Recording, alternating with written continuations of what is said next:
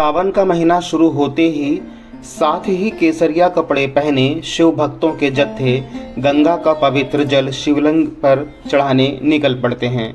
ये जत्थे, जिन्हें हम कांवड़ियों के नाम से जानते हैं, उत्तर भारत में सावन का महीना शुरू होते ही सड़कों पर दिखाई देने लगते हैं।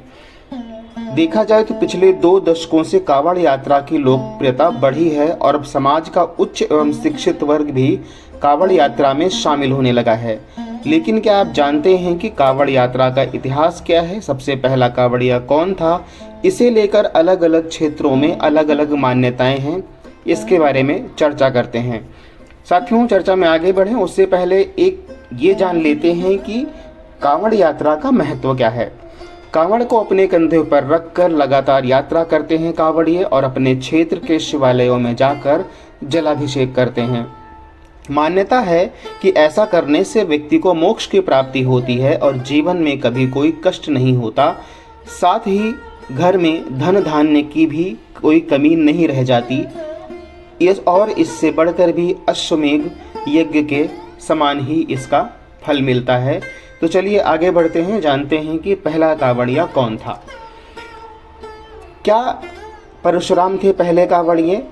माना जाए तो कुछ विद्वानों का कहना है कि सबसे पहले भगवान परशुराम ने उत्तर प्रदेश के बागपत के पास स्थित पुरा महादेव का कांवड़ से गंगा जल लाकर अभिषेक किया था। परशुराम इस प्राचीन शिवलिंग का जलाभिषेक करने के लिए गढ़मुक्तेश्वर से गंगा जी का जल लाए थे। आज भी इस परंपरा का पालन करते हुए सावन के महीने में गढ़मुक्तेश्वर से जल लाकर लाखों लोग पुरा महादेव का जलाभिषेक करते हैं। गढ़मुक्तेश्वर का वर्तमान नाम ब्रजघाट है।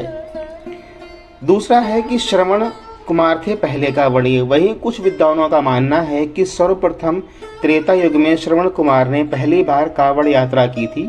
माता पिता को तीर्थ यात्रा कराने के क्रम में श्रवण कुमार हिमाचल के ऊना में थे, जहां उनके अंधे माता पिता ने उनसे मायापुरी यानी हरिद्वार में गंगा स्नान की इच्छा प्रकट की। माता पिता की इस इच्छा को पूरी करने के लिए श्रवण कुमार अपने माता पिता को कांवड़ में बिठाकर हरिद्वार लाए और उन्हें गंगा स्नान कराया। साथ ही वापसी में वो अपने साथ गंगा जल भी ले गए। इसे ही कांवड़ यात्रा की शुरुआत माना जाता है। अच्छा, तीसरा है कि क्या भगवान राम ने की थी कांवड़ यात्रा की शुरुआत? कुछ मान्यताओं के अनुसार भगवान राम पहले कांवड़िए थे, जिन्होंने बिहार के सुल्तानगंज से कांवड़ में गंगा जल भरकर बाबा धाम में शिवलिंग का जलाभिषेक किया था। रावण ने क्या शुरू की थी इसकी परंपरा? पुराणों के अनुसार कांवड़ यात्रा की परंपरा समुद्र मंथन से जुड़ी है। समुद्र मंथन से निकले विष को पी लेने के कारण भगवान शिव का कंठ नीला हो गया और वो नीलकंठ कहलाए, परंतु विष के नकारात्मक प्रभावों ने शिव को घेर लिया।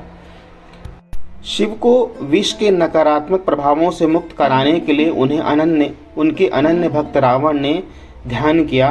तत्पश्चात कांवड़ में जल भरकर रावण ने पुरा महादेव स्थित शिव मंदिर में शिव जी का जलाभिषेक किया। इससे शिव जी विष के नकारात्मक प्रभावों से मुक्त हुए और यहीं से कांवड़ यात्रा की परंपरा का आरंभ हुआ।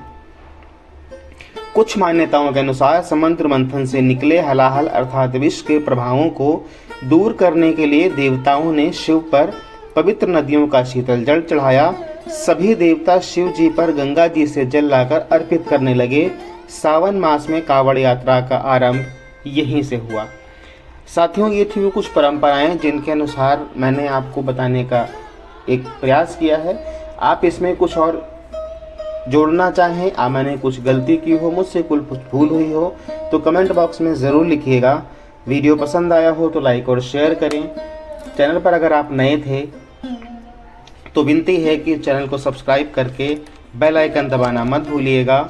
मिलते हैं अगले वीडियो में, तब तक के लिए जय श्री राम।